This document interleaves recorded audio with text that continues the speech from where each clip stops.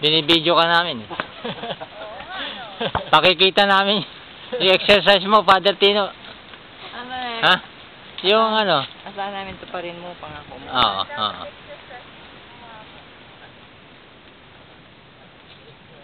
Kasi uuwi na daw yung mister mo, sabi mo, sa 22. Baka mo sabihin na naman niya, sa 22 na lang, pagdating na lang dito.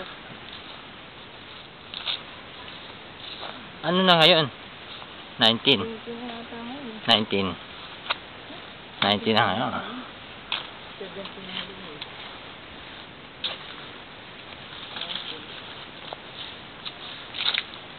No?